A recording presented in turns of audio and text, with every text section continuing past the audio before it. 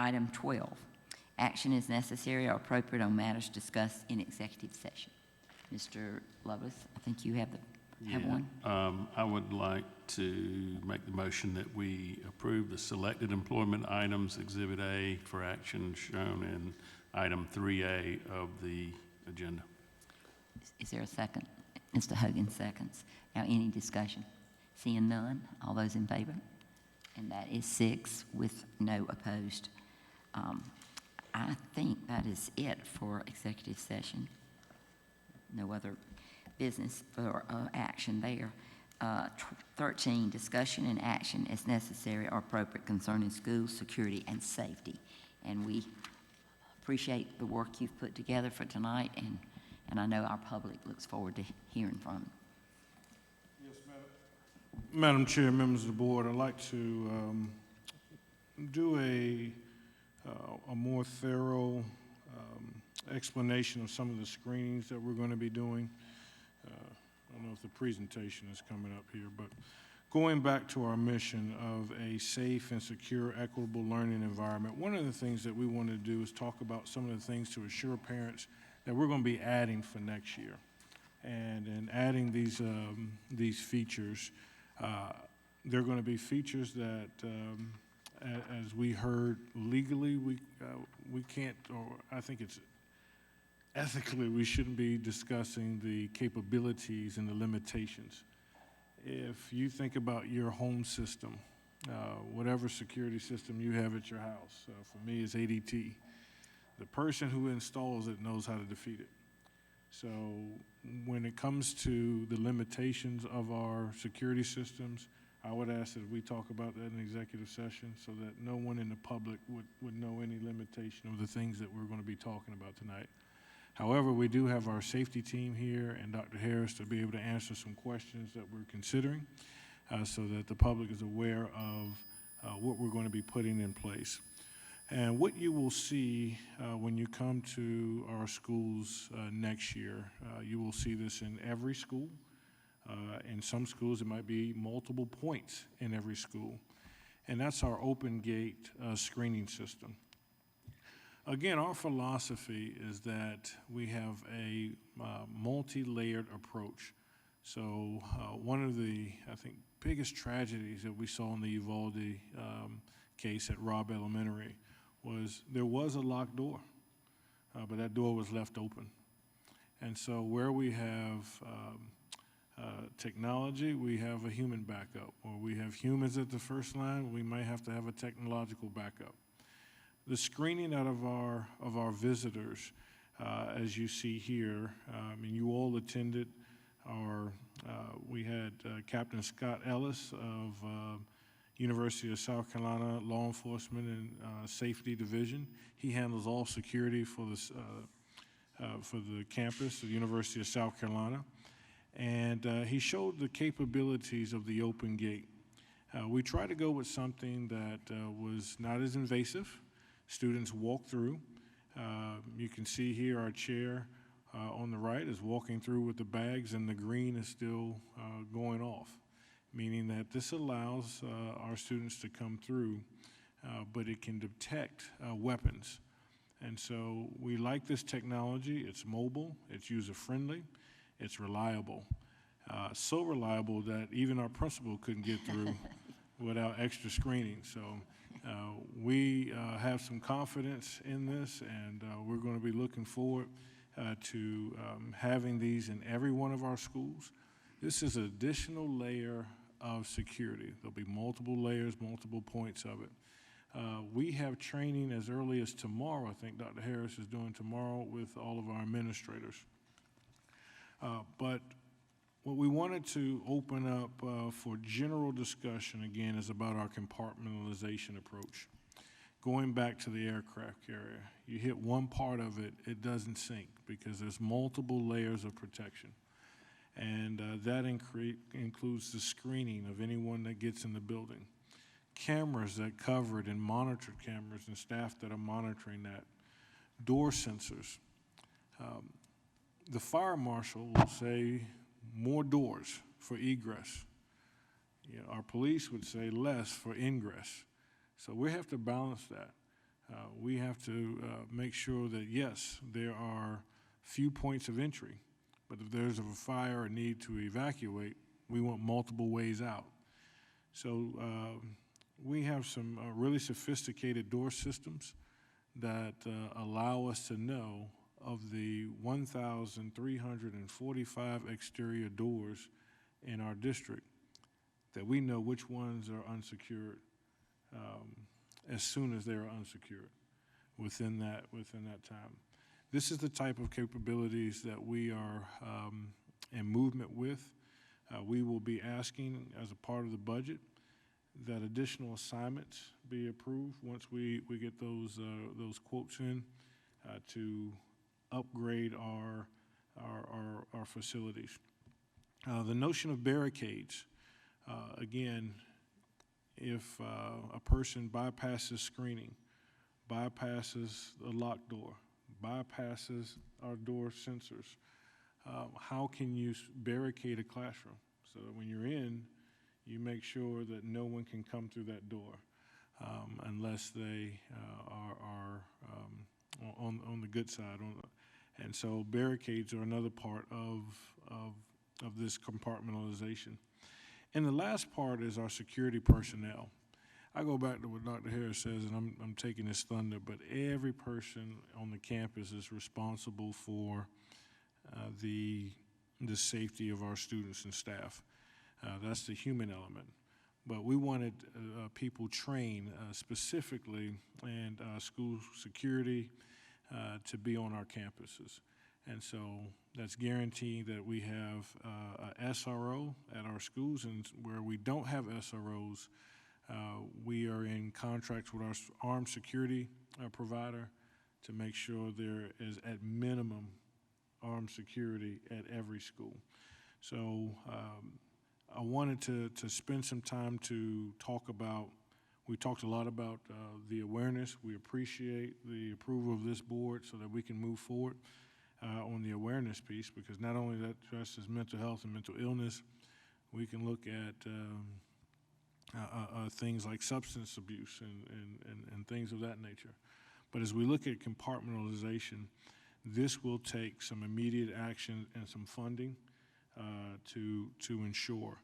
I would like for Dr. Harris, I know that he is working with SLED and the FBI on just how we're going to generate our request list. So it's not going to be us bringing this, we're bringing in security experts. So you will get that, once we get the report from his group, we will bring that back as a recommendation of the board to approve the recommendation. So Dr. Harris, if you could just speak on what you and your team are going to be doing in terms of this security review. For the opportunity to talk, and I'm inviting our safety team. They are a premier safety team in the state of South Carolina. Dr. Harris, can we give him a hand?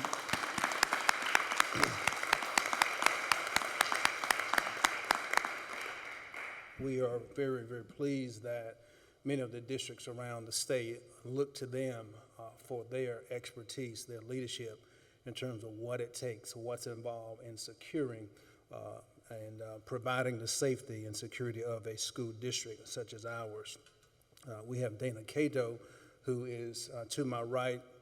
He is Area 1, which is a reference to Chapin High School geographical area.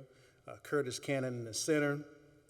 Area 3, which is our Irmo geographical area, and then the far left, Ross Wise Area 2, Dutch Fork geographical area. They man those areas, the respective schools, buildings, and facilities, and all that pertains thereof in those respective areas, so we thank them for that. I'm going to turn the floor over for just a second or so to Officer Wise and then Officer Cannon to speak very, very briefly about what has already happened, quite interestingly, as recent as today, in reference to some of the things that we're attempting to do. I'm going to start, Officer Wise, if you come forward and just share our contacts and communication. We were very fortunate today. We were able to meet with 2 SLED agents They were able to come to one of our schools and look up our security process, the way we handle visitors, the way we handle exterior doors. Kind of give us a notion that we were on the right path. That's a good thing. It was a great meeting. Another thing we have going on next week, I won't say the FBI agent's name. Don't want to release that, but the FBI is coming out here and is going to do the same kind of site assessment. We're going to go to a different school, get a different opinion. It's good to bring these outside experts in here that have, we see it every day. They bring a new vision in here. It helps us add to our security initiatives. Do you want to add anything to that? Yes.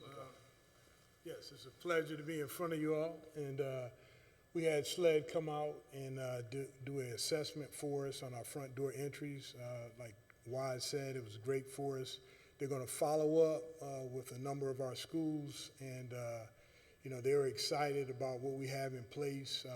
They said we're ahead of a lot of districts, so we're excited about the partnership we have with the FBI and SLED. Thank you. So in addition to that, I think I heard Dr. Ross make reference to this earlier in the superintendent's report about our partnership, as you've heard, with SLED in reference to threat assessments. SLED does have a behavioral threat assessment department team, division, if you will, and because of the support and the ongoing relationships that we've had with Chief Keels, he has made contact with, and he, by the way, serves on our emergency responders advisory also. I also want to make mention of that and thank him for doing that. He's offered that division or that team there at SLED to assist us with being a point of contact should we have a need regarding any threats that might be perceived or even anticipated in any one of our schools. And so we certainly appreciate that, wanting to make sure that you are aware and our community is aware that those partnerships that we talked about in terms of that communication of law enforcement agencies and municipalities with Lexington and Richland. I will add that the coming year, we're going to add to that list Dr. Ross Irmo Police Department, one of our local partners who will also serve over at Irmo Elementary School. We are going into agreement there.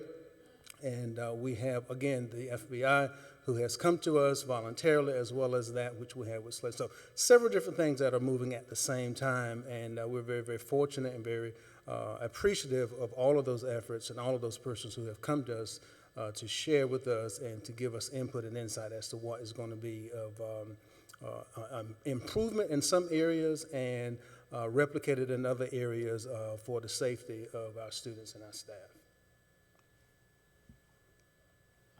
Thank you. And I'll see if there's any questions.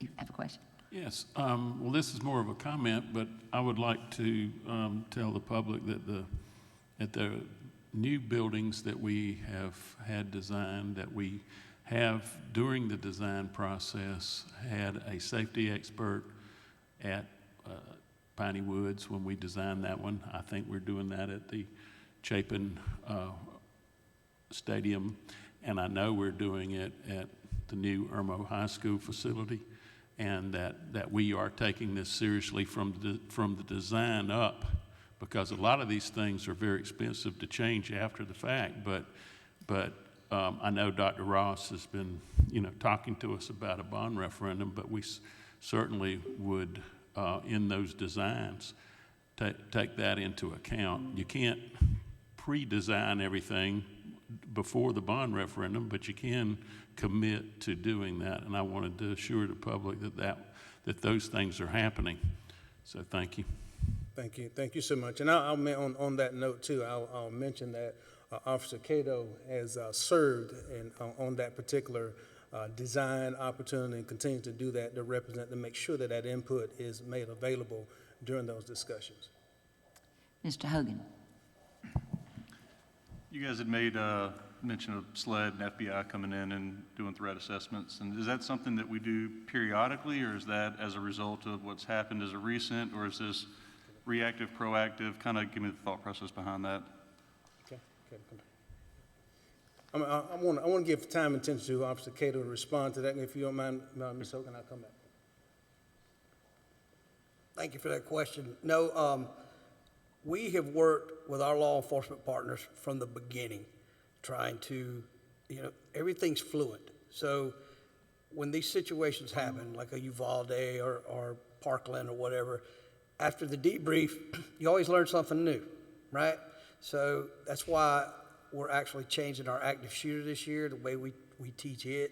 We're going from something that was very harsh and direct to something that's smarter, giving people more of an opportunity within the classroom to learn to barricade. Children will learn to an appropriate level, of course, and teachers will learn a different way. We're giving them more options than they've ever had before. We're learning that you just don't stand there. You got to do something. So that's got to be taught. So we're pushing that out. Who's putting these programs out there? FBI's putting them out there. SLED's putting them out there. So we're trying to learn from everybody we can. So we're bringing in as many people as we can. The more eyes we have on the target, the more people are going to see different things. So this is the first time we've incorporated the FBI into it, yes. It's not necessarily because of what just happened, but things do get ramped up when that does happen. But we've always had the SLED involved, and we've always had Richland County and Lexington County involved. And as a matter of fact, Wednesday, our SWAT team's doing active shooter training from Lexington County at one of our elementary schools. So that is an ongoing thing, and it's constant. We don't talk about it a lot. We don't put it out there a lot because our safety procedures, we like to keep that to ourselves and to the people who need to know. Does that answer your question? Okay. Thank you, Mr. Hogan, and thank you. Any other questions or comments? Great job. I'm not surprised how good you're doing. Oh, Ms. Hines, certainly. I have a question. Are we voting on something regarding this line item? It says action as necessary, so I was just making sure. Okay. No action is needed now. When we put this together, the agenda, we may have needed some. We found some funds to do our first wave of sensors in this year's budget. So we've cleared that, but we will need more. So we're going to wait till we get the report from the FBI and SLED and then come back. Okay, so the report will bring back numbers. Yes, okay, ma'am. that's what I was wondering. Thank you. Thank you, Ms. Blackburn-Hines. Good question. And I knew that Dr. Ross had told me that, but I probably didn't communicate it to y'all. Thank you. Any other questions? So, guys, we do love you. When I come to every board meeting, it's your faces that I am so excited to see, and you just are the kind of team that gives us a lot of confidence. Thank you. And thank you, Dr. Harris. So we will go to 14, approval of textbook adoptions, elementary school studies, 4th and 5th grade, middle school social studies, 8th grade, high school social studies, U.S. history, AP U.S. history, U.S. government, AP U.S. government, human geography, AP human geography, and it's Exhibit E. So I see Ms. Miller is coming to the podium. Thank you, Ms. Miller. Absolutely. Thank you, Madam Chair. Good evening to everyone. And I come to you tonight with our final textbook recommendations. We've done the rolling textbook adoption recommendations this year, and that's due to the state board, how they rolled it out to us. So we appreciate your patience with that as we've done that. So again, I would be remiss if I didn't thank Dr. Robin Cox, our ELA and textbook coordinator, and Ms. Melanie Sanford, our social studies content coordinator, of course, for being here tonight and for the work that they have done with the committees and reviewing the textbooks to bring us the recommendations. As with the procedures before, at the state level, committees reviewed the social studies instructional materials beginning in the summer of 2021 based on requirements of the State Department of Education. Based on those committee recommendations, the State Department of Education held a public review period, and the State Board of Education approved some of the recommendations on March 8th and the rest of the recommendations on April 12th. Using the list of approved textbooks from the State Department of Education and following our board policy, IJJ, textbook selection and adoption, the district selection process began in mid-April. Final recommendations from the district committee, which consisted of administrators, teachers, and parents, were made at the end of May and are being brought forward for board review and approval. The administration supports the approval of these textbooks and recommends that the board approve these 2022-2023 textbook adoptions.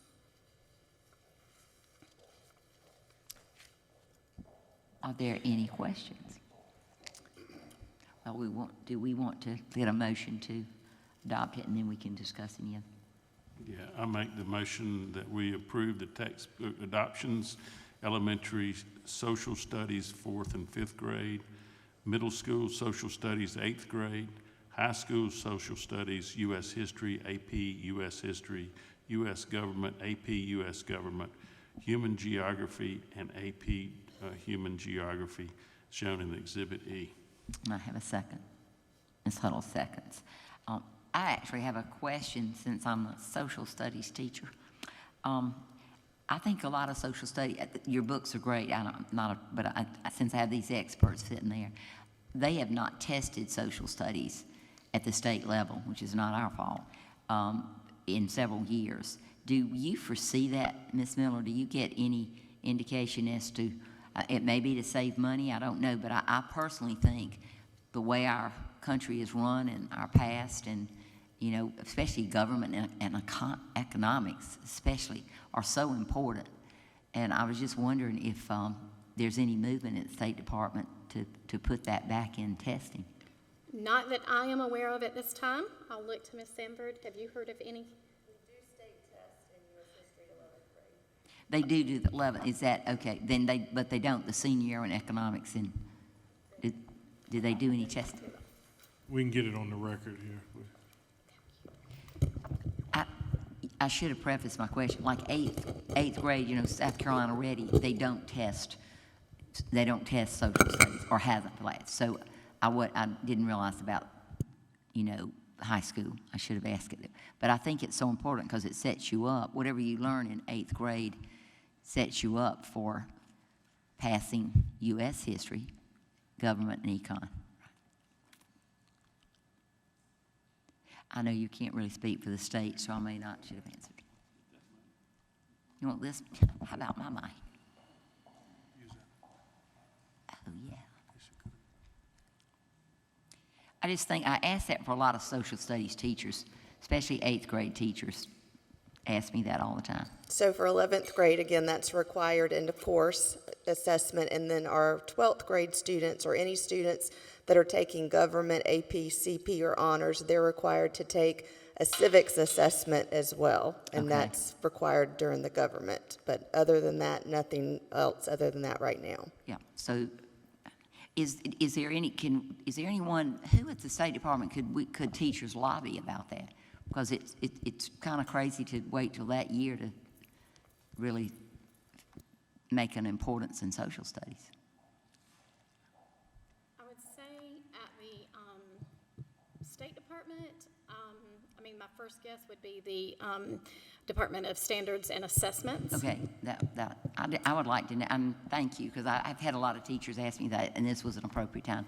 And I'm so glad Ms. Sanford was here, Chair Hammond, because I was right there with you in middle school and former middle school and thinking that way. So I'm glad that Ms. Sanford was able to Thank fully you. I answer appreciate that answer. And then, so we will have our vote. We've had no other question, sorry. I had a question. Sure. I think I know the answer, but I just wanted to clarify that under content and alignment, it says the content, I'm looking at the AP history book. The content is current and includes AP US history alignment. So I know the test can change every year, but that's really important for the textbook to align. So that's what that means, right? You guys feel like it aligns well with the test? That's correct. That was Okay. very strong for our committees. That was one reason they selected that book over the others, because they said that one had a very strong AP alignment with practice exams that aligned directly to the AP exam. Thank you. Thank you, Ms. Huddle. Anybody else? Any question?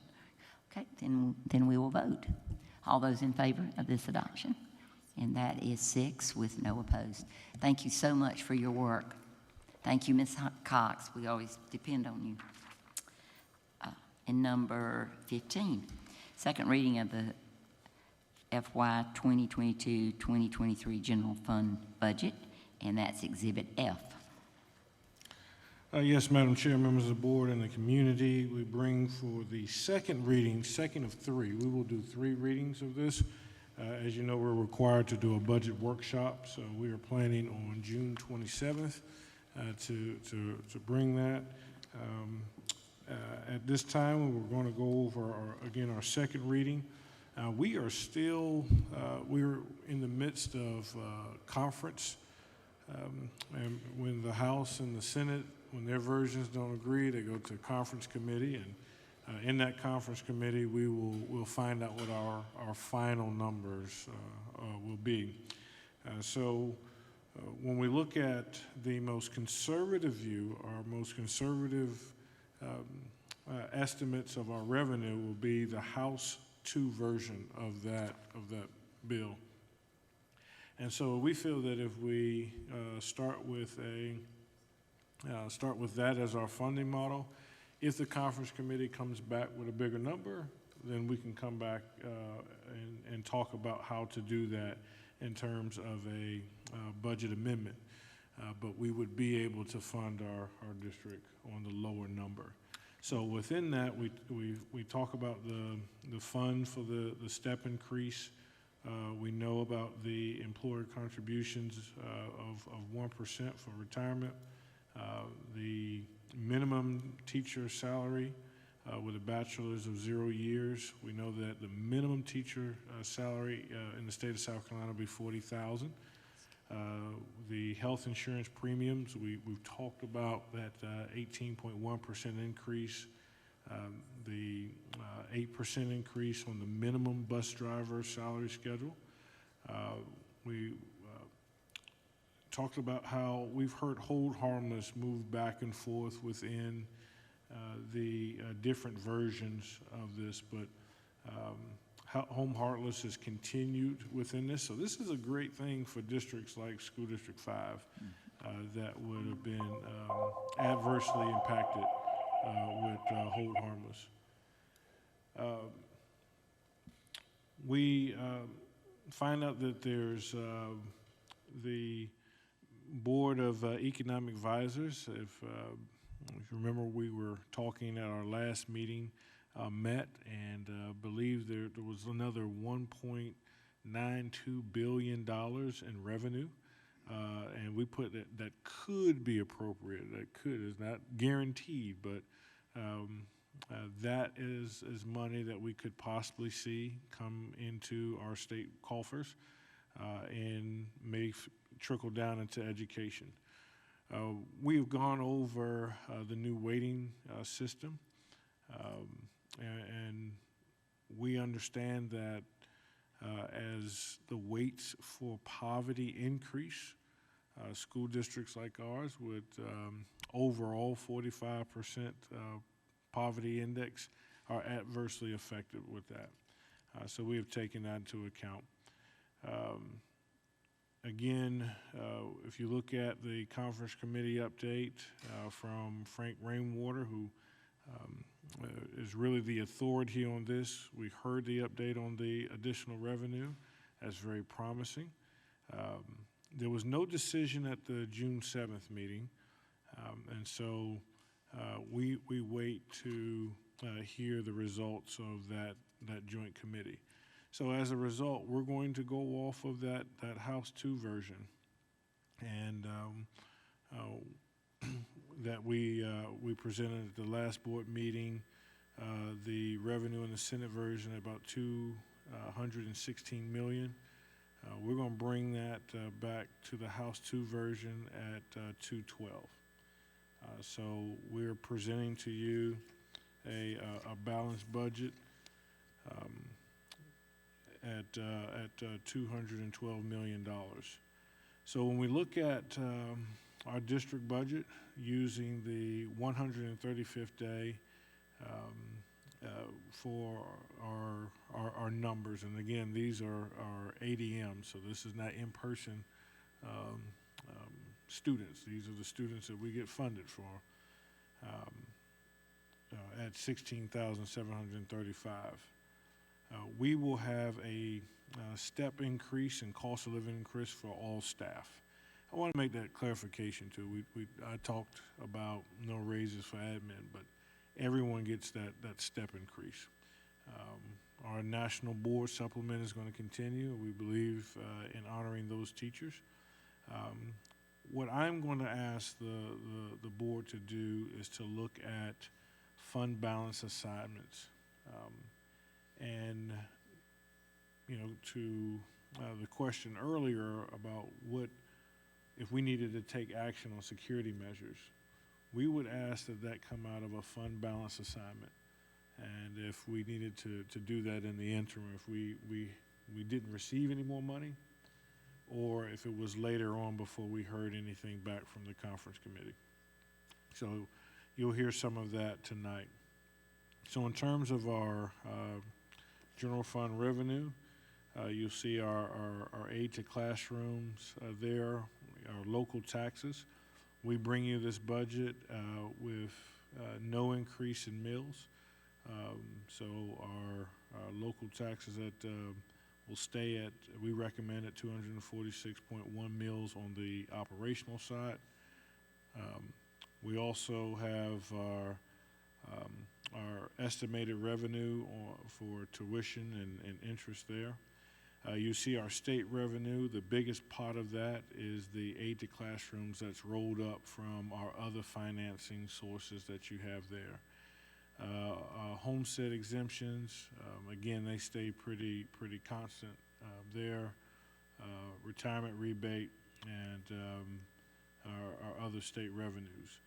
So all that together, we're going on again, our very conservative estimate of $212,481,590.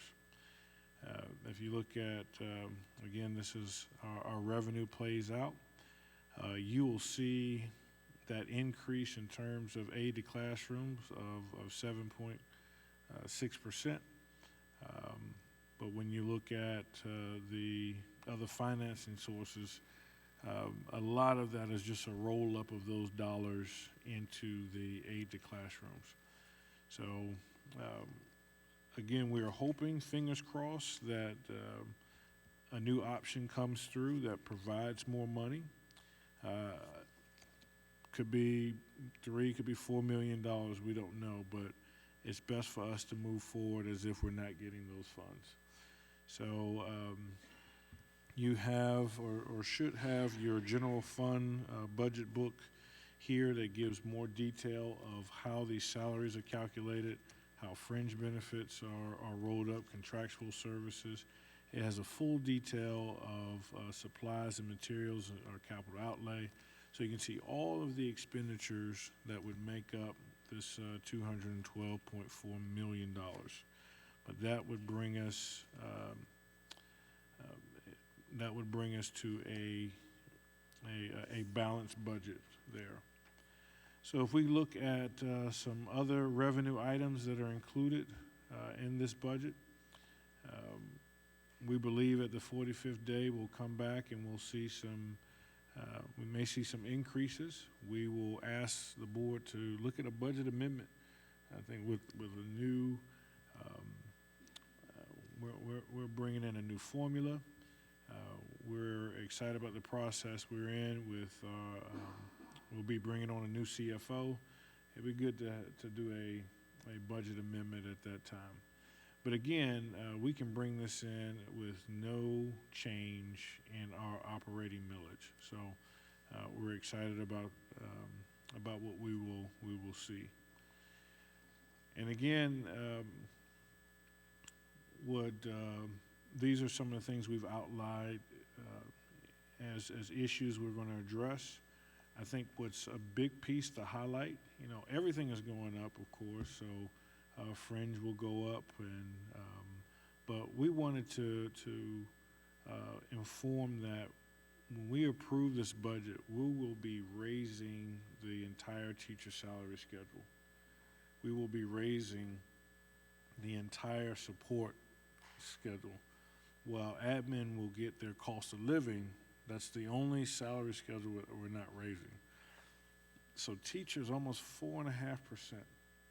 Now, if you're a new teacher in our district, and this is just recruiting, in the first 3 years, we also have the NARI plan that you all approve.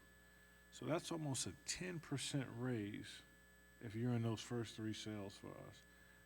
I think that's really big for a district who does not get as much of the new formula as other districts are. So we're committing a lot of our funds to ensure that teachers and staff are able to get a raise. So 4.5% increase on the entire, plus, as I'm reading this, Dr. Turner, a 2% cost of living. So that's almost a 6.5% on the teacher salary schedule. That is very strong in my opinion, biased opinion. But we have taken the little bit of gain that we have of almost 7% overall to spread that to give almost a 6.5% increase to teachers. So very proud of that. And we're seeing that with an 18.1% increase in healthcare insurance. While you can't fill the gas tank up with healthcare insurance, it's so important to have. And so we're making those commitments on both sides of the ledger, both the salary and the fringe. So very proud of this. We know we're going to have extra costs. I talked about the NARI. We have that. I talked about the National Board certified teachers. We're going to see an increase in utilities. I kept joking with Mr. Beatonbow. Every time those buses run, Mr. Wiseman, we could not wait for school to end because with the price of gas and diesel.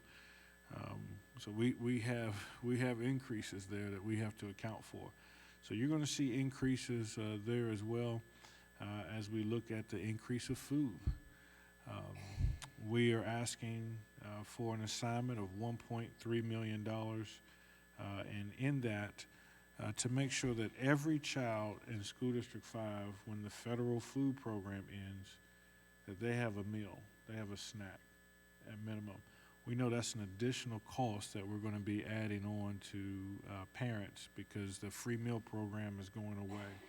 So every day, at a minimum, a healthy snack for every student. So we're excited about that. My presentation left me, but I'll go.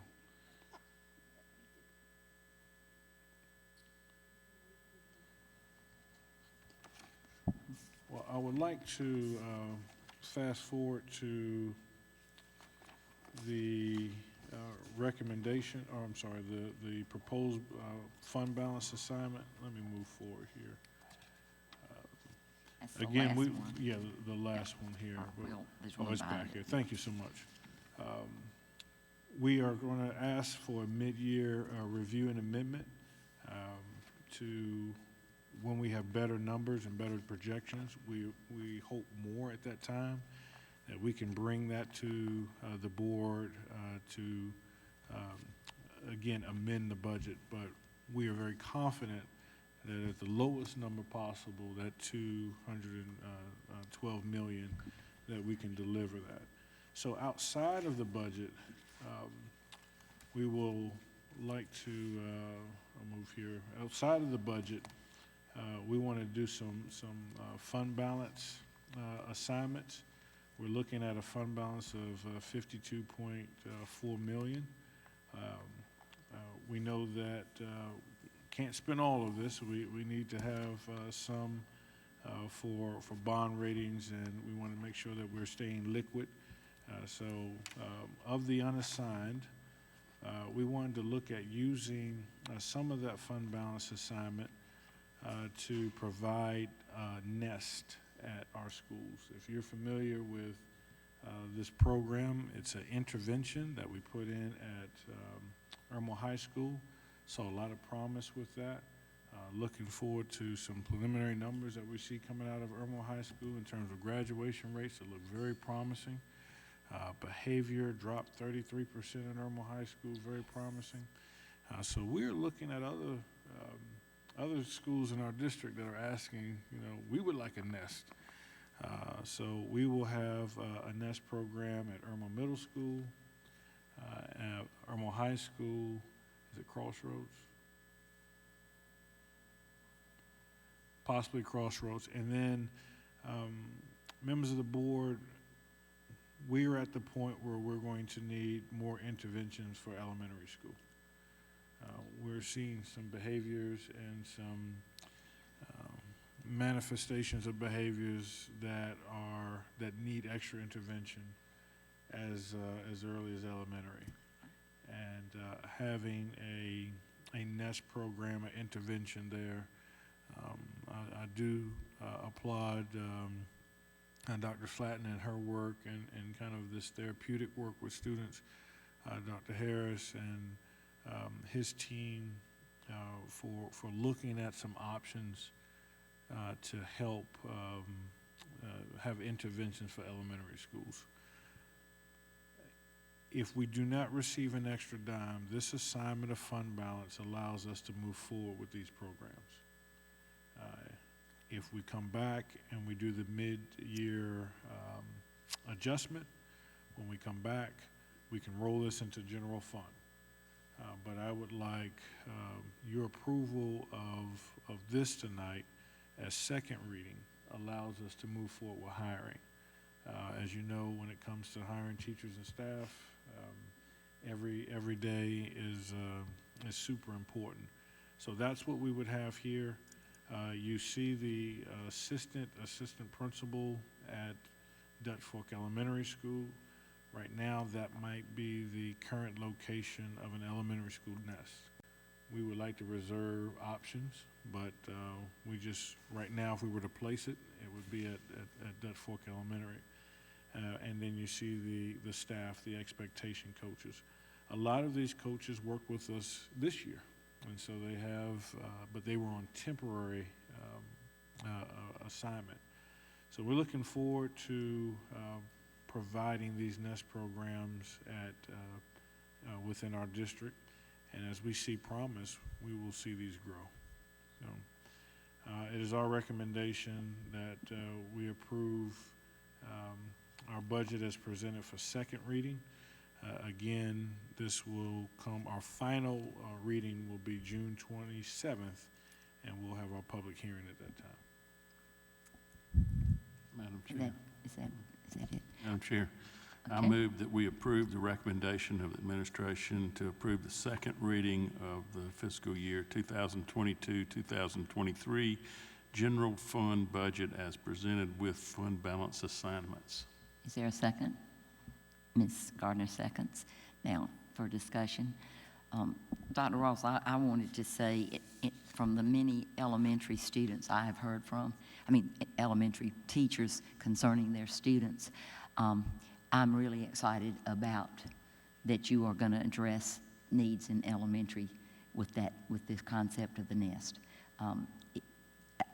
I've heard that over and over from elementary teachers, even my child that was an elementary teacher, and she would send so many of her elementary teachers that would say, what can we do, at our level? And so you're addressing it. I'm excited, and I think there are going to be teachers excited, and it's going to change the lives of a lot of children, because we know for reading intervention, we get them early, and behavioral is so important. And I think I'm the most excited about that, because I know with COVID, which we wouldn't have ever dreamed could come along, it also really hurt kids in elementary. We know what it did in middle and high, but elementary kids, just have to learn how to walk in a line and how to, just to act in a social environment. And so this is just going to put a spotlight on it, and I'm excited about this board looking at this. And I would like to say to that point, Dr. Harris brought this program here. I think you have a name for it and a vision. I know it's not fully fleshed out, but if you can share what that is. Currently, we have been operating, referring to this as the Foundations Youth Academy. It follows the concept or the ideology that Dr. Ross has regarding the continuation of academy, or the concepts of academy. So with that in mind, building from the very basics at the earliest level, as you referenced, in terms of what we do with reading and other literacy, we want to do the same thing with behaviors and the interventions at that level. But Foundation Youth Academy is an idea that we have tossed around, and that's kind of what we're kind of running with right now. I like it. Any other questions? If not, oh, yes, ma'am, Ms. Huddle. Not a question, well, I do have a question and a suggestion. Was the budget workbook, was that included in the materials that were posted online for the public? Okay, I'm seeing someone shake her head no. I would just ask that we update rather than wait till after the minutes and all that, which is, the next meeting, so in preparation for the 27th meeting, where we have the budget workshop, that we get that out sooner than later. It's just a request. And then also, first of all, I have a financial background, so I really appreciate the way these numbers were presented and that we have the actuals on here, because it really does help rather than comparing just budget to budget. I would also ask that for the next meeting, perhaps some of the line items that increased a lot, you guys decide what a lot is, 20%, 10%, whatever, but that just we have explanations for that. One obvious one, as you mentioned, Dr. Ross, is transportation, probably because of gas prices. But there are a couple others on here that went up more prospectively than the others. So it would be nice just to get a better feel for why did that particular line item go up. Thank you, Ms. Huddle. I want to thank Leanne and Connie for being here as well from Finance, and they'll be here at our budget workshop to answer some of those questions as well. Thank you. Any other statements, questions? If not, we'll call for a vote. All those in favor? And that is 6-0 opposed. So that motion carries. Next is our it's number 16, second and final reading of proposed revisions to Board Policy BEDH, Public Participation at Board Meetings, Exhibit G.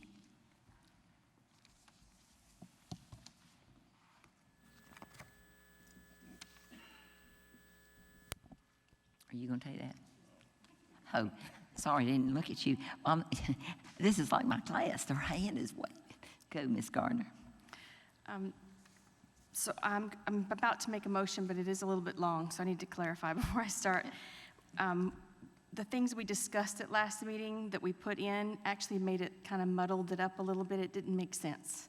So I'm going to make a motion with some clarifying statements, and you can.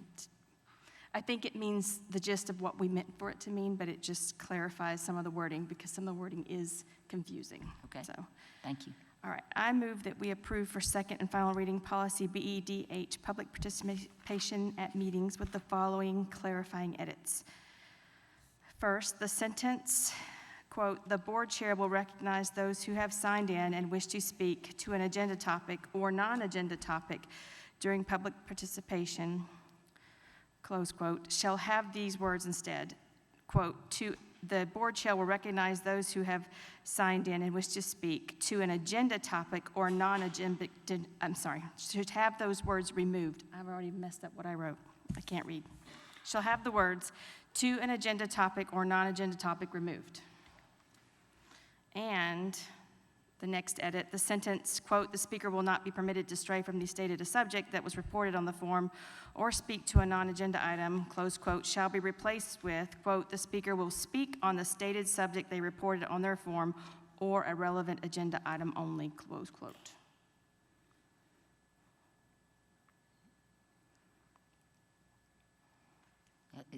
Is that it?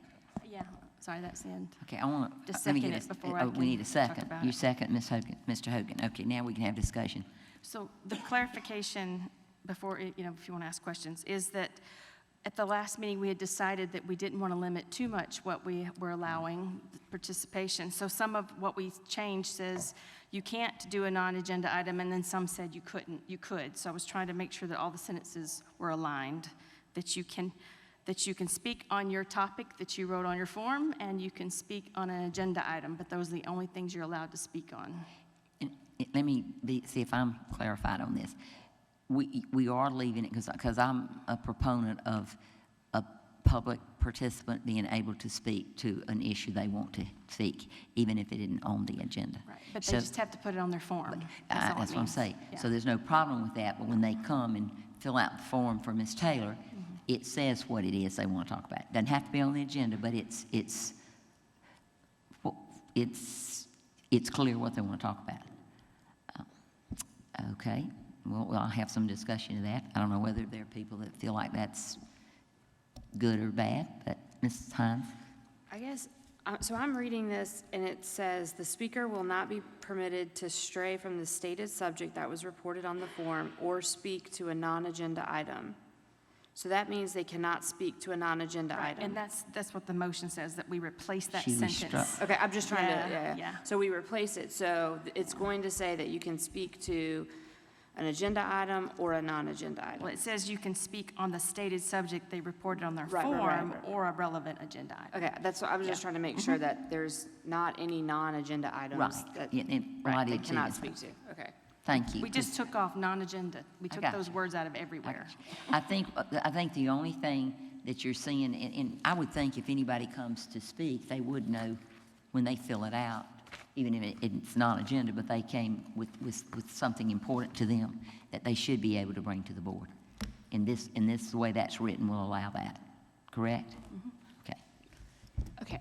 Any other? Yes, So ma'am. I'm just making sure that I we know. have it clear for the record and for the public. So you can speak to an agenda item or a non-agenda item, you just have to write it on your form. And you can't come up here and speak about something that's not on the form that you filled out and gave to, You can as long as it is an agenda item. That's Okay. what this says. okay, okay. So It just is a even little bit, if- yeah, yeah. I got you, because I don't have that in front of me. I know. It's okay. I could share No, it, no, but no, I it's realize okay. that. I was just making sure I said it out loud, so Yeah. if something came back, Yeah. we can come back and look at this. Yeah, I think that was the gist of what we wanted at last meeting, and And when we put it all together, it read Didn't read clear. confusing, so I'm trying to clarify that Gotcha. you're allowed to speak about what you wrote about and an agenda item when you speak. Okay, thank you for clarifying. And just as a reminder too, we did take out, that last time that the public participation would be limited to 60 minutes. We took that out, so that's took not it in out. this policy. Yes, we did not like that. Right. I think I have heard from all of you on this board the importance of hearing from the public, and I think we all agree with that. And I think that's what Ms. Gardner was trying to, she heard us loud and clear, and she was getting that straight. Thank you. Any other questions? Everybody clarified? All right, all those in favor, then we will vote, and that is 6-0 opposed. Thank you, Ms. Gardner. 17, second and final reading of combining board policies, KEC, public concerns and complaints about instructional resources, and UL Library Media Center materials selection and adoption, and this is Exhibit H. Do you want to start with that, or you want a motion, and then we'll discuss? I just wanted two things just to ask to be considered. One thing, when do a policy on library materials, librarians read them, and so they had two things they wanted me to bring. The first one is number 11. It says include in the South Carolina Department of Education's approved selection guide. The correct term should be aids, not a guide will provide guidelines. Aids are like the teaching books, so it's not a guidelines, but it's an aids. So we would just ask for that clarification. And then the second consideration the librarians brought is of the questions on the complaint form that were deleted. The question would be, could we consider making those questions optional? So, question. So do we need that, do we need to make that comment in our motion? Or Right, yeah, so it's something that we're asking the board to consider, changing 11 to, from guide to aids. And if be the will of the board to make the questions that were deleted, could they be optional? They don't have to be completed, but on there with the description of this is optional. Can you make that motion? Well, I was going to say, I don't like adding those back in because we're asking all parents to be English teachers when we ask them what the theme of a material is or what they recommend instead. I don't think that, as a parent, I'm not qualified to answer that question. Even if I fill out this form, I would expect the librarians or the English teachers to fill that part of the form out. So I don't think it needs to be added back in because it just deters parents from filling it out, which has happened repeatedly. We have yet for anyone to fill this out, and I think it's because it's scary. So I can't make that motion for that. So Gotcha. if someone else would like to, that's fine, Gotcha. but I can't do that, so. I agree. I think it's a deterrent. The more questions that you have on a form like this, when a parent has a concern about material, the less likely that they're going to think that we are taking it seriously and that we are trying to prevent them from filling out this form. In other words, more perception. I got you. Then let's take the motion as written. Okay, I'll make a motion.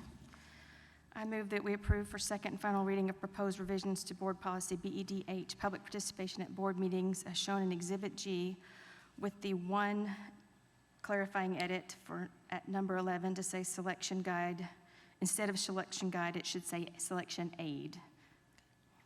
Is there a second? And Ms. Hines seconds. Now, if there any discussion, Ms. Huddle?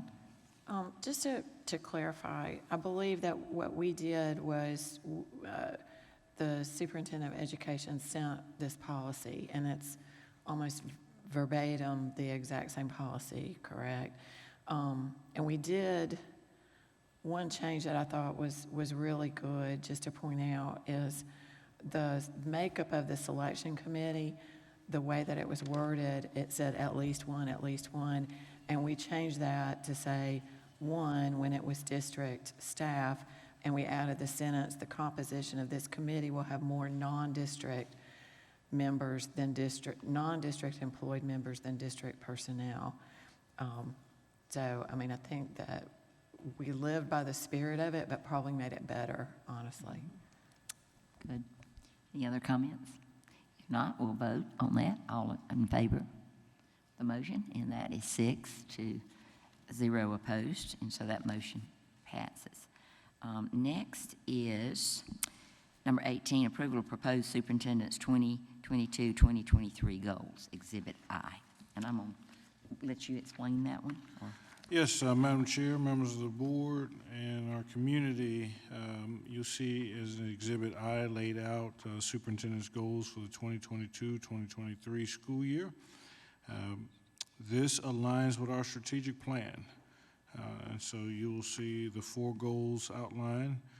Goal 1 regarding safe and security, maintaining a safe and secure environment, focused on the social and emotional growth and development of all students as measured.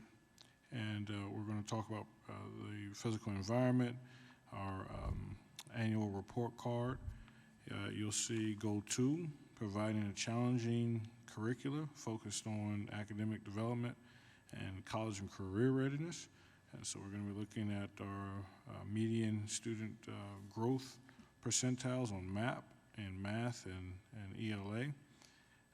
You're going to see a focus on our graduation rate, moving above 90%, towards or above 91%. Percentage of our students who are college and career ready. I'm very encouraged by our update from the class of 2022. You'll see action to recruit, retain, and develop highly effective, diverse staff. Looking at teacher retention, we thank Amy Carter and Dr. Buffy Murphy. They're already helping on these goals with their ideas of teacher retention. And to our HR department who's working, they come up with as many ways to recruit and retain our staff as possible. The percentage of teachers that on our annual Department of Education survey feel that they're being supported. You saw tonight the survey from our teachers about what's most important. We look forward to our administration bringing back some solutions to that. and then go for providing a challenging curricular focus on academic development of students and gifted programs, and to provide equitable opportunities for participation in gifted programs.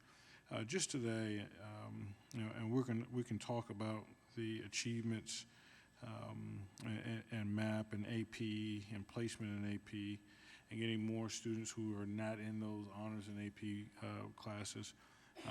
But I did want to make public a conversation I had about this notion of twice exceptional children.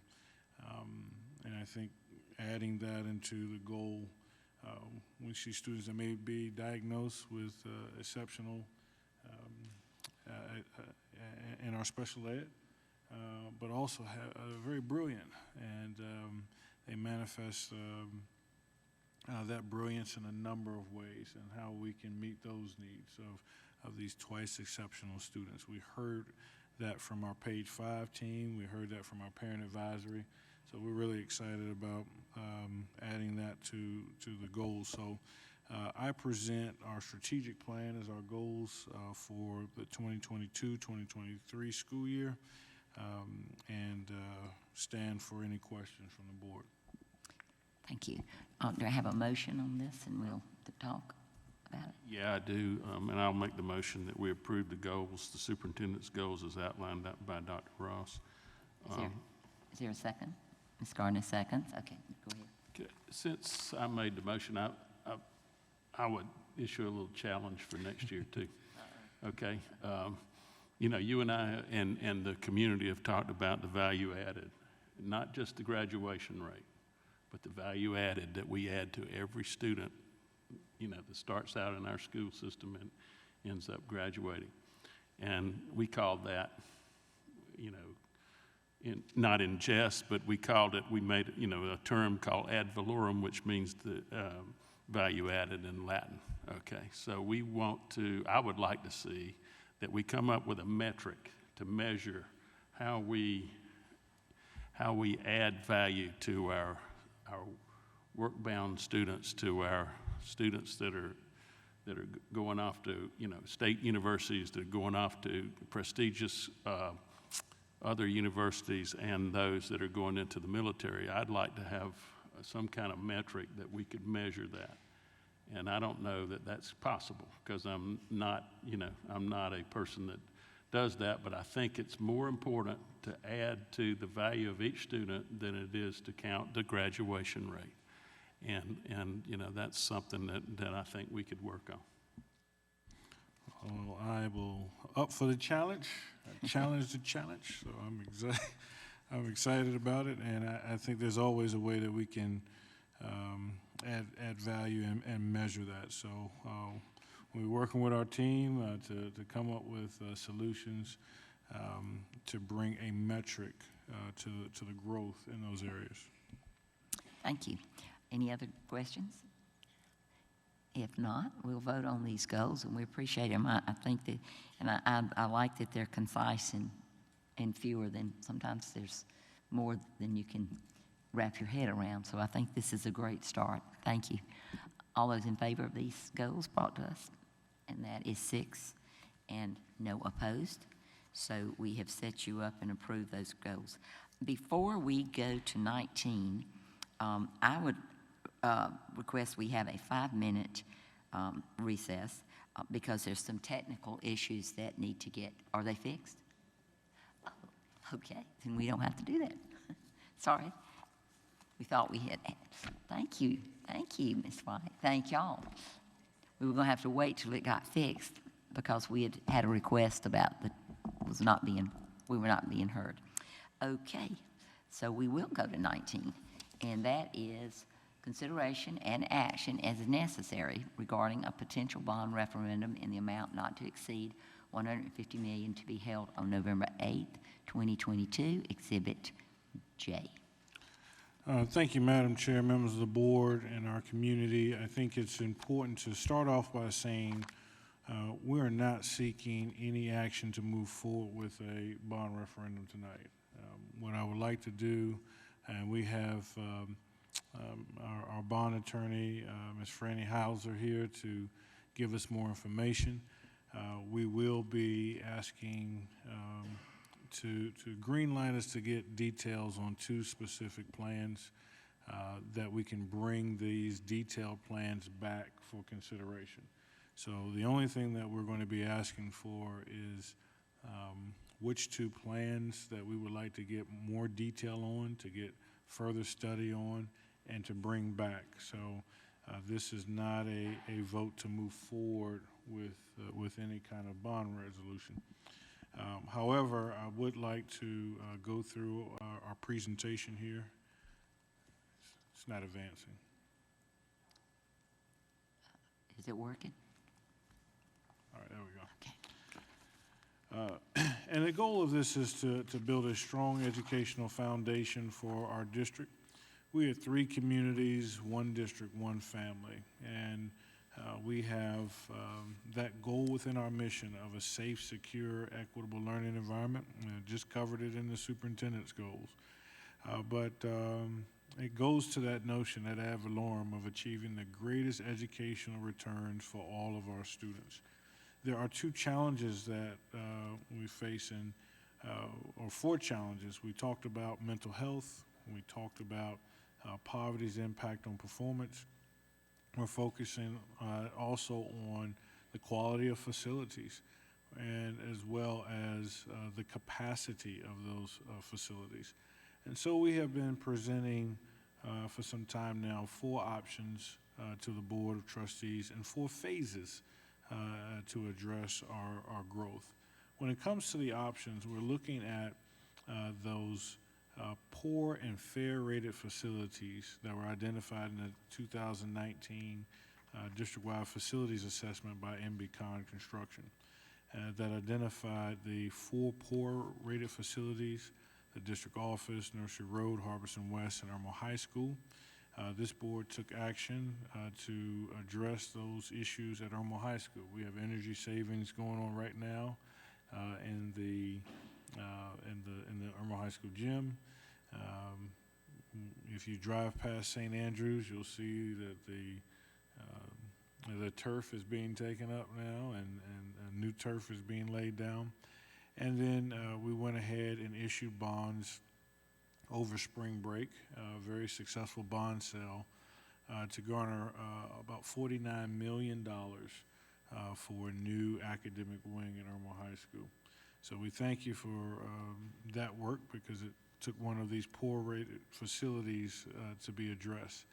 That leaves us with the 6 fair rated facilities and 3 more poor rated facilities to address. We talk about what the impact of poverty is within our district, and there's many arguments to why poverty increases. But I think as a organization, institution established to be the great equalizer, investments in our east, as well as our Dutch Fork area, our Irmo and Dutch Fork areas, will help drive, in my opinion, opportunities, so that we're not perpetually serving children and families in poverty, but we're transforming families out of poverty. We see what 11 years of difference within our community have made. And as we look to get these greatest educational outcomes, these investments in these areas of high poverty, I believe, will allow us to provide that greater educational outcome. How we deliver our instructional model is quite different than you will see in most communities. We take those 10 areas of high poverty and we send them to one intermediate school for 1 year, and then they move out into 2 different communities. Whereas in Chapin, there is a kind of K-12 community flow. Our goal is not only to address this flow of students in a more community-oriented fashion, but also the facilities in which they attend. So to regulate the majority of poor facilities in the Irmo area or fair in the Dutch Fork, we would seek ways to address this. We looked at 4 options. Option 1 is to take no action, not to pursue a bond not to, or one doesn't pass, but we still have issues with rezoning. And so it would require us to look at ways of handling growth that we would see in Chapin. Option 2 was to live above our means, to increase the tax rate, and to get almost $340 million to start addressing all schools. Option 3 was to live at our means. That means no debt service increase, so the tax rate does not increase, but we use that money to focus on the poor and fair rated facilities. And then option 4, we could borrow below our means. We have been using surveys and lunch and learns and evening meetings. We've also had in-person community meetings. One that was in Ballantyne on the edge of the Chapin-Dutch Fork border, and one at Harbison West on the edge of the Dutch Fork and Irmo border, to hear community input. As groups were able to hear our presentation, they were able to sit down and collaborate so that we could hear the voice of the community. Sometimes in that forum, you'll hear one person's opinion, but it was good to hear those at the table come together, collaborate, and bring forth not me, but what we believe. And so in that discussion, we were able to field questions, hear concerns, and seek solutions. One of the solutions was, as we look at the list, what happens if prices increase? What guarantees are there to ensure that the projects that you've identified, they can actually be addressed? And so after public input, our plans are changing. We didn't want this to be the administration's recommendations. We really wanted this to be the community's recommendations. And as community weighed in on these, plans changed. And so we know that there's still work to educate the community about it. As we look at the projects and the estimated price tag, we know that this includes inflation. And we know that inflation will continue to be an issue. But in terms of the projects that we've identified, we know we have the life safety issue at the district office. Not high on anybody's list, but it's very important, especially the people that work there. So we wanted to add on to that a professional development wing. The teachers that I'm recruiting, or that I say Dr. Turner's recruiting, that we're all kind of bringing in, these are teachers born in 2000, and they're up for challenges that we haven't seen in quite some time in education. Investing in their professional development with the experts is important, and so we put that on the list.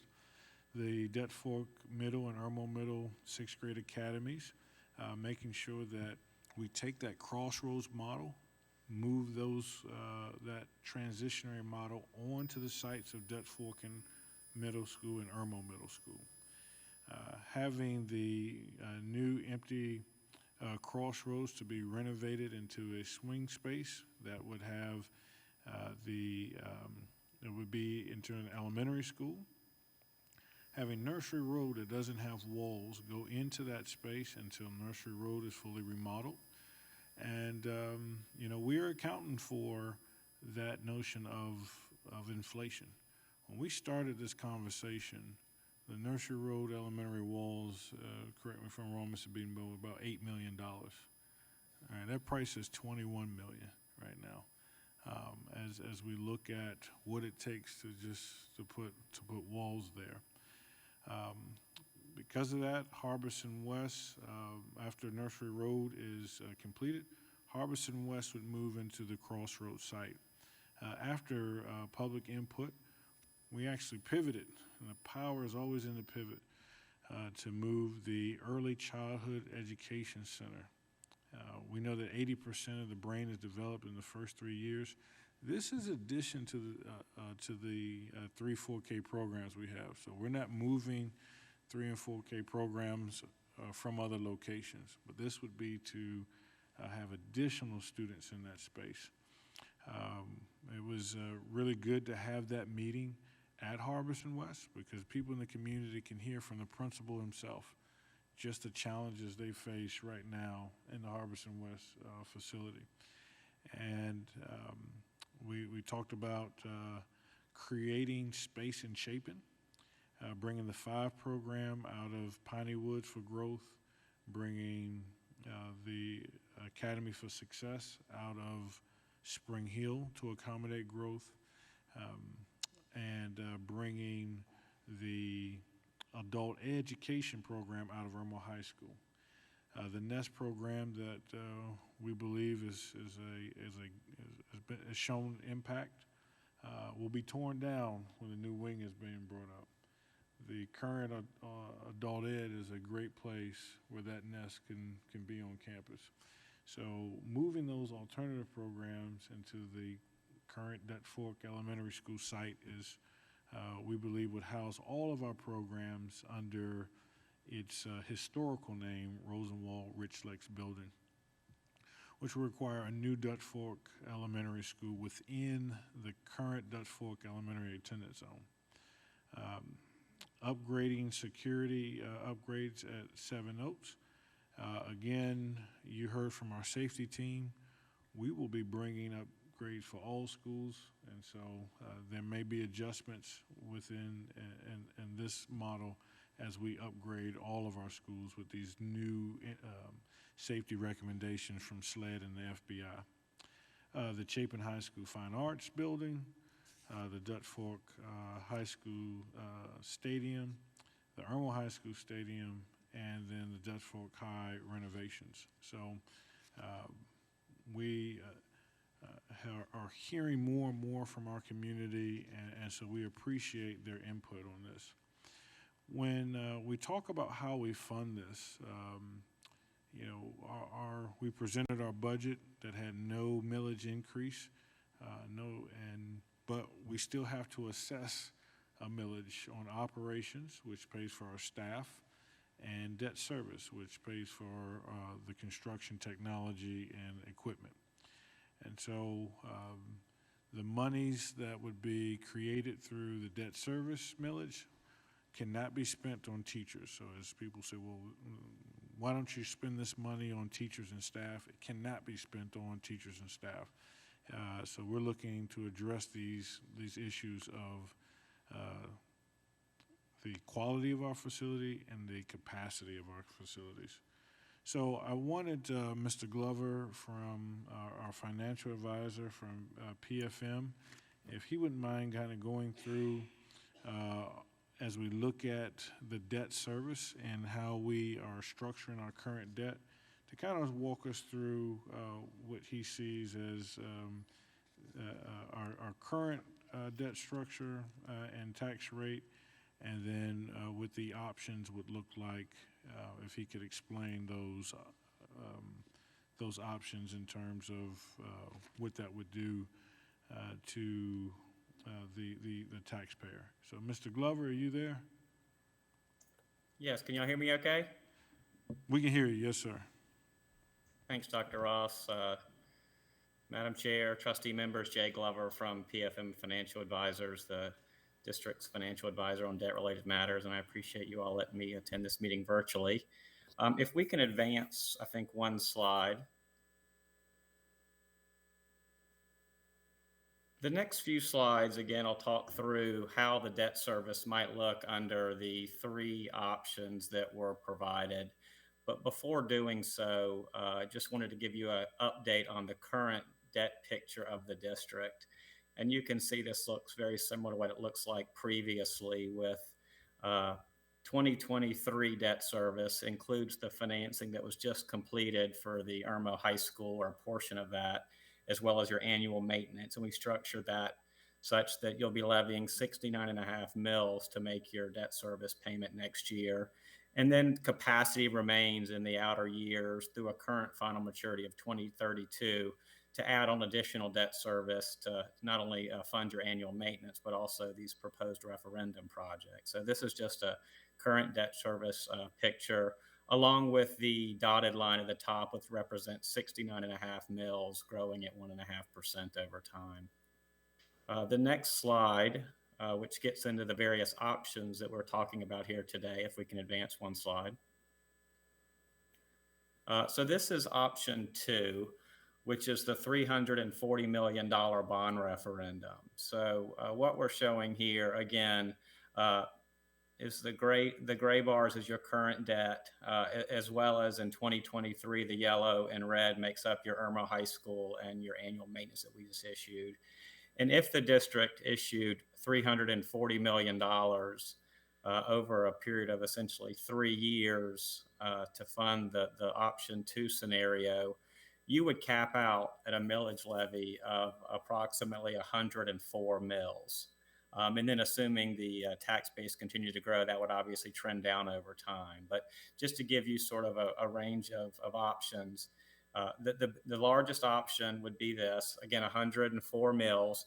And to give you some perspective on how that impacts an individual 4% property owner, for each $100,000 of fair market value, that would be an additional $136 on their tax bill over the current 69.5 mils. So for each 100,000 of tax value, again, this would increase their tax bill $136. And obviously it would go up to $272 for a $200,000 fair market value and so on. So this is really the largest scenario and shows what you would get based on the option 2 being considered, again, $340 million worth of debt. And I'll point out here, like all the scenarios, in order to accomplish this, you're having to extend the debt service out essentially 6 years after your current final maturity of 2032. You can see the blue bars represent all of that $340 million worth of referendum debt. We can slip to the next slide. This is option 3. Again, $150 million worth of referendum debt and no increase in the debt service millage levy. So again, here we'd be staying at the 69.5 mils in terms of debt service millage. And you can see what this looks like in terms of your debt service. You're well within your 69.5 mils. Again, all of the debt service principal is being repaid essentially out past the current existing debt, and allows you to get the projects done based on your current debt service millage. So there would be no increase for any property owner in terms of their current millage levy to pay debt service. I also point out, if you note here, really you start having additional capacity when you get out to 2031 and 2032, where you could potentially issue some additional 8% debt to fund additional needs. And I mention that because when you get to the next slide that shows the debt service millage decrease option, that capacity to do additional debt is moved out, really out to 2034. So again, thanks for advancing. This is option 4, which is 68.5 mils. And again, here, the picture looks very similar. We can still get all of the $150 million done, but it does decrease your flexibility in the sense that additional borrowing capacity is really minimized and quite frankly pushed out till 2034 when you have some additional capacity to issue 8% debt. I will point out under all of these assumptions, all these options, we use what we think are pretty conservative assumptions. Again, we've assumed a 1.5% growth in the assessed value. We also have not assumed any reassessment. So obviously there's a lot of uncertainty in the market in terms of interest rates, construction costs. So we do think this is conservative in terms of our assumptions, and that was done intentionally so we can potentially withstand any fluctuations to the conditions here and obviously still fund the entire $150 million. And I will point out, obviously reducing 1 mil would save the taxpayer about $4 based on 100,000 fair market value. So that 1 mil reduction, we equate to that level of savings for a $100,000 fair market value home. So again, those are the 4 options that we've looked at. We think they can all be accomplished based on the assumptions made, and happy to address any questions related to this now or at the conclusion of the presentation. Is that, do you have anything? Yeah. Any questions from that presentation? Ms. Hutter?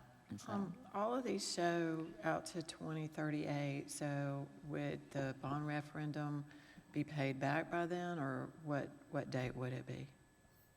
Yeah, based on the assumptions that we've made, all of the bond referendum debt would be paid by 2038 under each of the scenarios, and that was done intentionally. You know, the higher millage levy of 69.5 mils might allow you to pay it off a little bit earlier if we got a little more aggressive in our assumptions, but we thought leaving that flexibility in, given that there's a lot of unknown over the next few years, would be appropriate. But yes, 2038 is the final maturity, and all debt would be paid off at that point.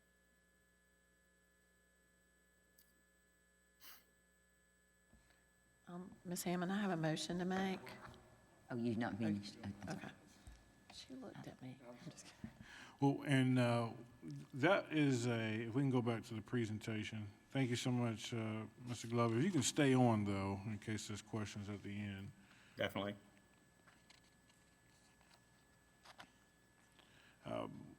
Part of our decisions I think we need to put into our deliberation is growth as well.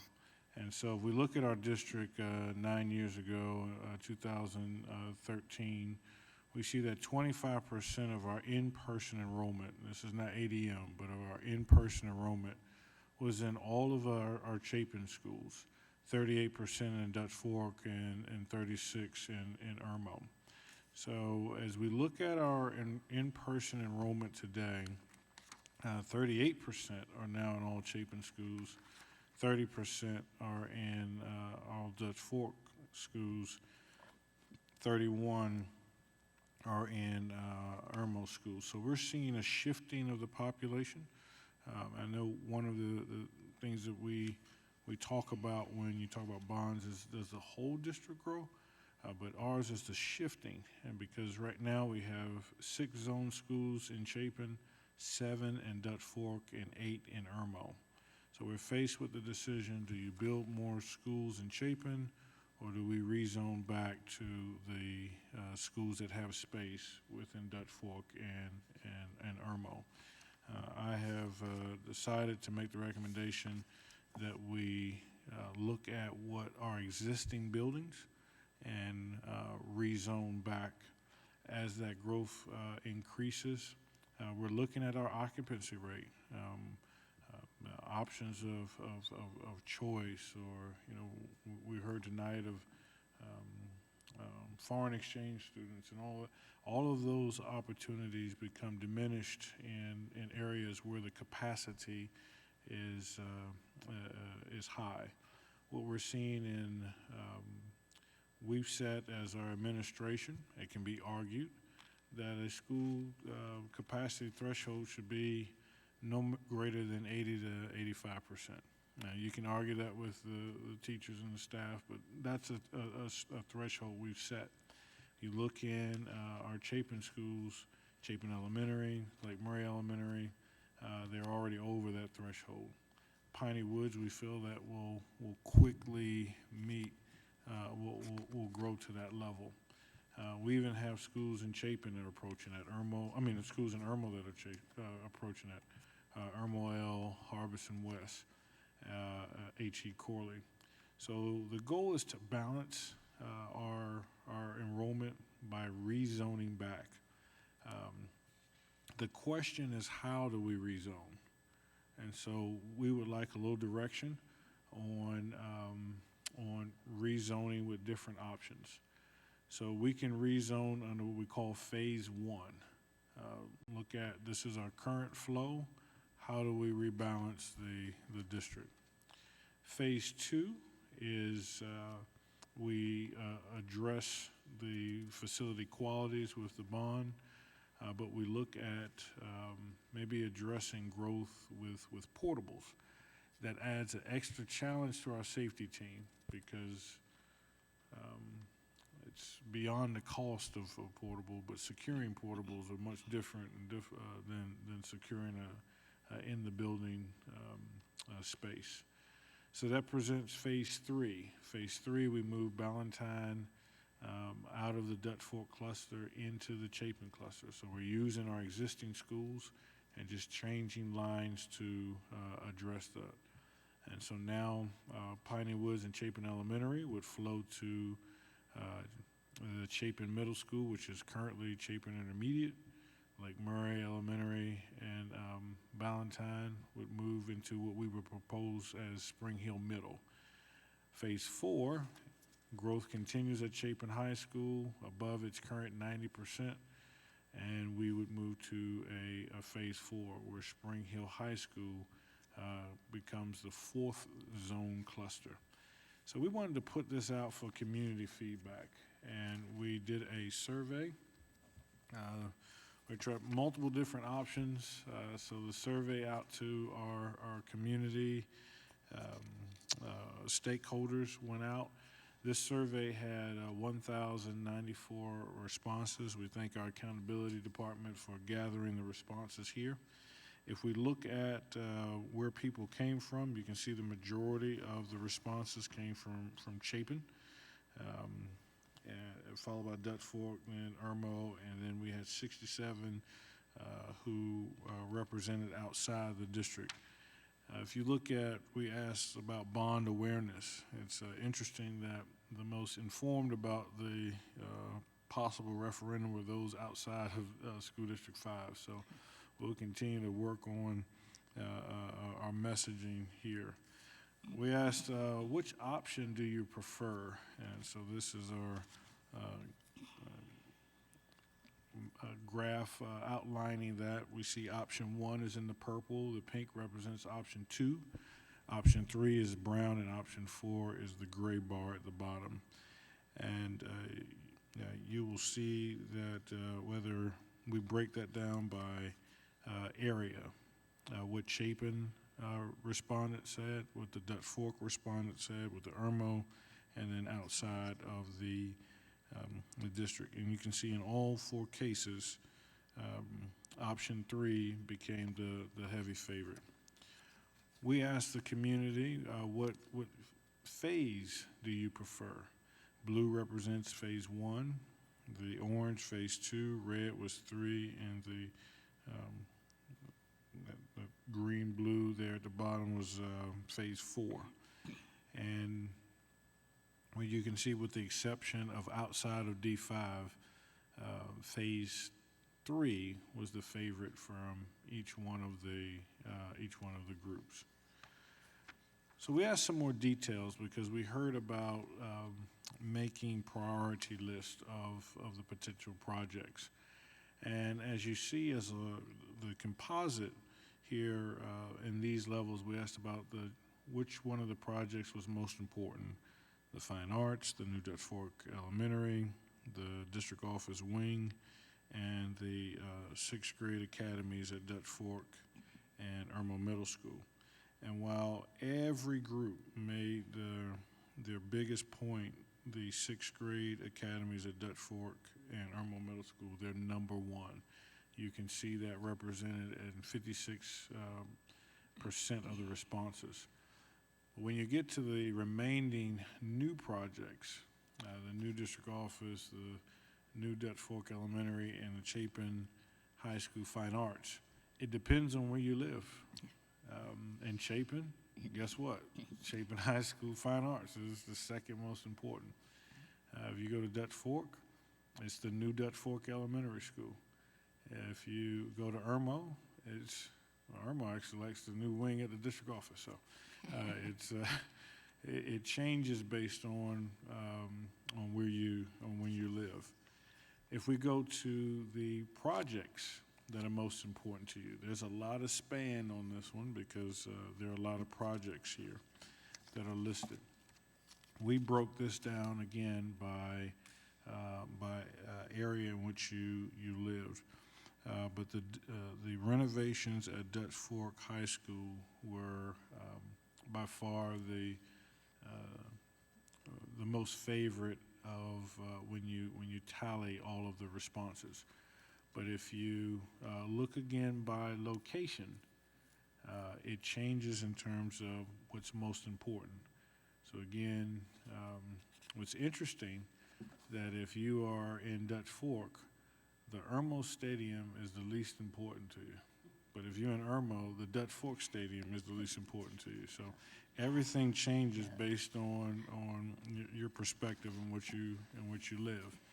So when we looked at in terms of how do you prioritize the list, if a potential bond referendum is proposed, and the goal would be to start from the bottom of the list. So the Irmo High School Stadium upgrades and the Dutch Fork High School Stadium upgrades would not be started until all the other projects are completed. That's almost or close to roughly $8 million that would be available for unforeseen whatever.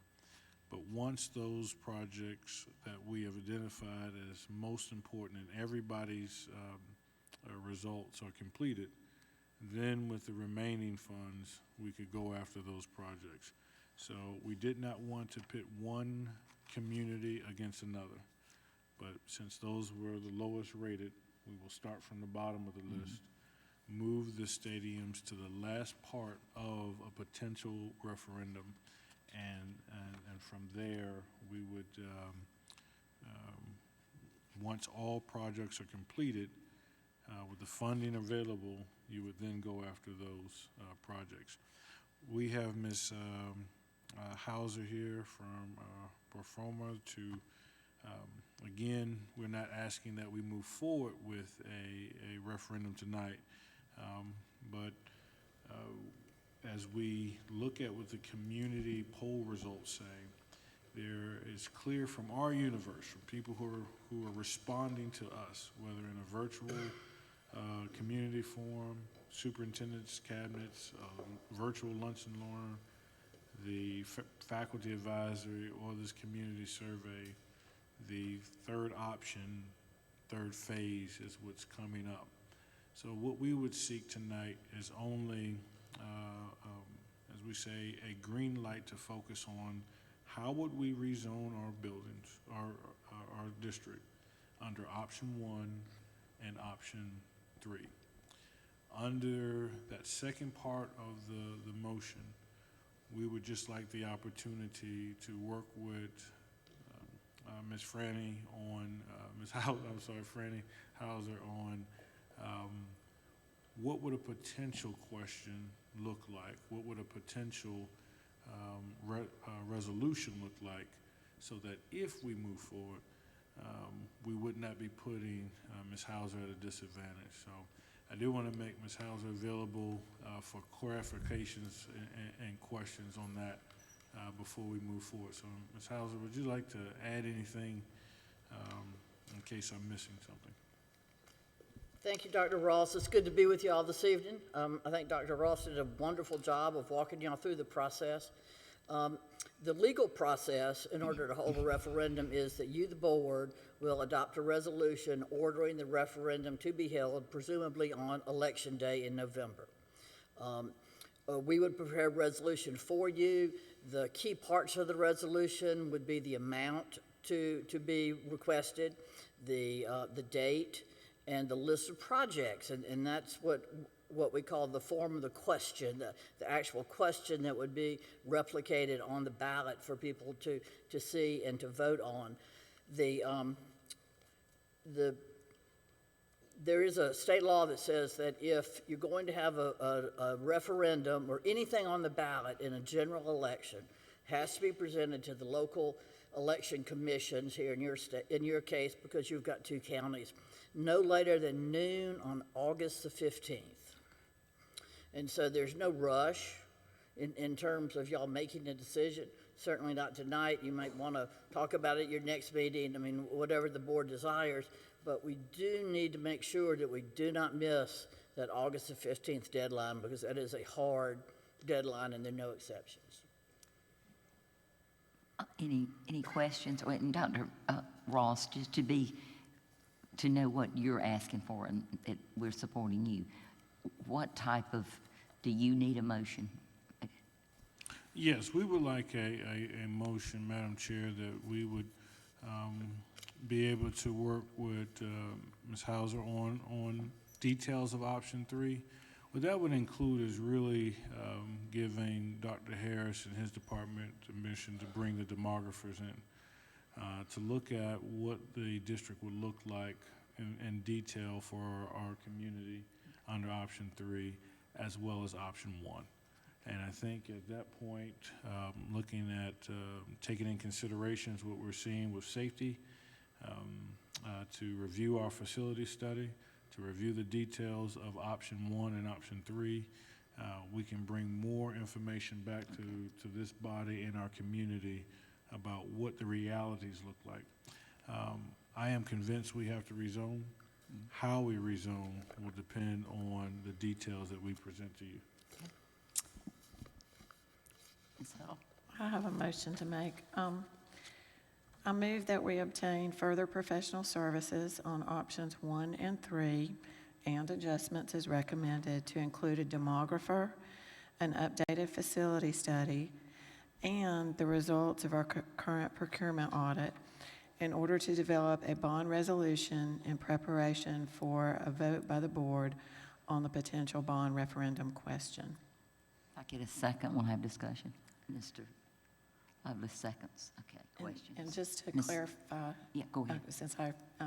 so what I heard from Dr. Ross is, I have 3 things in here: professional services for a demographer, an update to the facility study, and I did add, which we should have by then anyway, the results of the current procurement audit. And the reason I put that one in there is I think that if there are any issues identified, we owe it to the public to resolve those before we put a question forward. Ms. Hines? Yes, okay. So if I heard you right, Ms. Heiser, we are not in a rush to get all of the information to you to actually draft a formal question. I understand the August 15th date, but Correct. I think I was thinking originally that and I know that had changed. I knew that before I came in here, but that we were trying to get the board to vote on one of these plans today or in the next 2 meetings. So I guess if we're going to add different reports to be considered by the board, when do we need those done, and when do you need a final? Well, I mean, theoretically, it could be at 8 a.m. on August the 15th, and then we'd rush out to the 2 election commissions. So anything prior to that. Okay. Since you're local, I mean, it's easy enough. There'll be plenty of publicity, and the election commissions would know that they're coming. But I would say that if you either had a regular meeting or maybe a special meeting in the first 2 weeks of August, that would be probably the last realistic time for y'all to take that vote. And then I saw on the draft resolution that you had a list of projects. It looks like they were alphabetical from what I was looking at earlier. I don't have it right in front of me, but when you draft the real resolution, will it have all of the projects listed in order? Well, that's something that we'll continue to talk to Dr. Ross about and get y'all's point of view. This question is your question. So it's whatever the board feels most comfortable with. What we were working on a week or so ago, I just put things in attendance zones and district office, district-wide. But there's no magic. You can take the exact list. We were working off of the list that's in the PowerPoint, and I just rearranged them. But you can start with the ones that you intend to do first, and then, as Dr. Ross said, if the stadium results are something that would be done last, then you could put those last. But I would recommend that you not make a hard and fast rule that you will start at the top of the list and go to the bottom, because you just don't know in terms of construction, in terms of permitting, in terms of things like that. So part of your education campaign would be to explain to the public your phasing. And obviously you'd want your question to represent what you intend the phasing to be, but probably, you just don't want to tie your hands because there's so many unknowns that can transpire. Frequently, a referendum build-out program could take 5 or 8 years. And so it's hard to know this summer what might be the best thing in 5 years. So we try to be specific so your voters know what they're getting, what they're voting for, but also give you some flexibility. And then the part of the education campaign is to explain to the public what your list of projects really means. Any other questions? Do you have a question, Ms. Gardner? Yeah, I'm sorry, it's late, and so I'm getting myself confused. The motion referred to option, or no, phase or option? Option 1 and 3. Option 1 and option 3. But option 1 doesn't require a bond. Am I wrong about that? Option 1, correct. Option 1 does not require a bond whatsoever. Okay. Yeah. So what we would do is, how do we rezone? Because we also have that shifting of the population issue. Okay. So we have to rezone anyway. How we rezone will depend. So if this passes, it allows Dr. Harris to draw out both options for our review.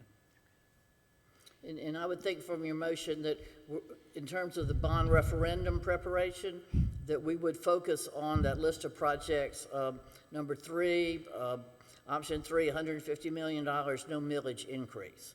And again, y'all could make a different decision at the last minute, but I think I'm getting a sense that a significant increase in millage is not something that y'all are interested in asking your public for. And you can get an awful lot of projects completed with no millage increase, which is actually kudos to y'all. The decisions that y'all made over these last few months about giving yourself flexibility and having a reasonable amount of millage that wasn't, you didn't have to raise millage, you in fact lowered it a little bit, but you gave it, you gave yourself enough opportunity to be able to fund needed projects without having to impact your taxpayers. And so that was really, really smart decision-making on y'all's part. Thank you. Yes, ma'am. So Dr. Ross, yeah, another question? I'm sorry. I would just like to say that what is good about this situation right here is that if you're going to look at option 1 and option 3, before we vote on it, we see what happens with option 1 if we don't have a bond or it doesn't pass. And that will give the public the opportunity to give us feedback before we come back to a vote. Because that's kind of been a little ambiguous. So when I've been asked, well, what happens if it doesn't pass? All I know is, well, something's like people are going to move, and it may be frustrating, but. I'm glad that you asked that question because I want to give the kudos to Dr. Ross. He spoke with me about this and his staff, and he knew that these were things that we needed. And I mean, an updated facility study and the demographics. It's so important because it is always changing. He showed us that. And so I appreciate your leadership in this so much. You're awesome. Okay. Just, yes. When we do that update, that facility study we have is ancient in modern terms. I mean, it is. 2019. And, it's already, 4 years old. All right, I want to make sure that before we set this list, that we, and you've addressed this, but the security issues that we did not address, out of that MBCon report, and I'm not sure that MBCon report was all that accurate as far as what needed to be done because they didn't have the FBI and they didn't have SLED look at that. It was just a number, okay? So what I want to make sure of is that we leave, some flexibility in this for those security items because that should be the number one priority that we have, if we're going to do a bond referendum. So, I mean, I caution everybody to think that the list that we have is all-inclusive because there may be some very important things that we've overlooked. Thank you, Mr. Lovelace, and I think this is very smart of us for you to bring this to us, and then we're going to be smart if we vote right. Ms. Hines? One more question. Sure.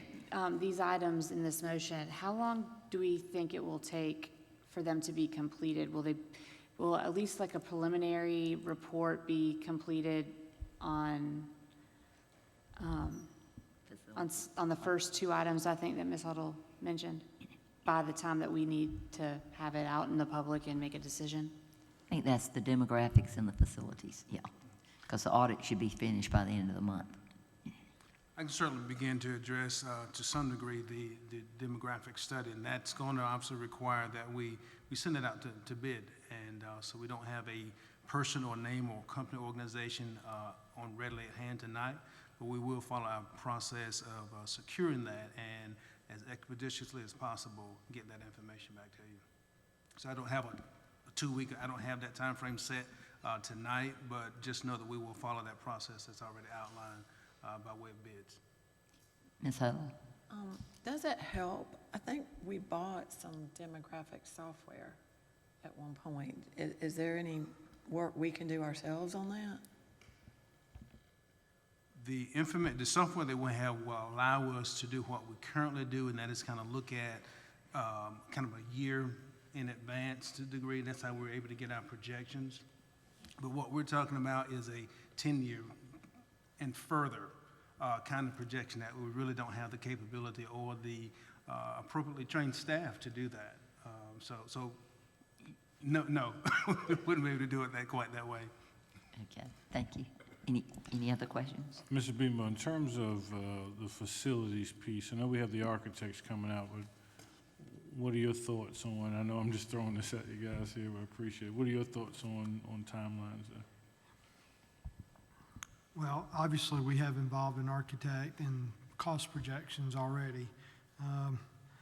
So they understand, one of the firms we've used to develop these cost analysis understands our project. So I think probably in a month would be realistic to be able to have that information. Okay. Anything else, Dr. Ross, you want to add? Gosh, it's the next thing, Mr. Hogan.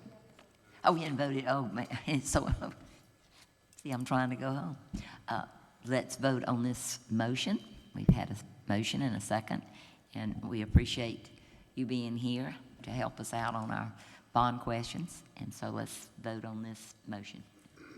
All those in favor are 6-0 opposed, and the motion follows for that study to be done and brought back to us as expeditiously as possible, right? Okay, Mr. Hogan. Chairwoman Hammond, I'd like to make a motion that we adjourn. Oh, I see Ms. Hines' hands for a second. All those in favor? And all those opposed are 0. And we thank everybody for coming, and meeting adjourned.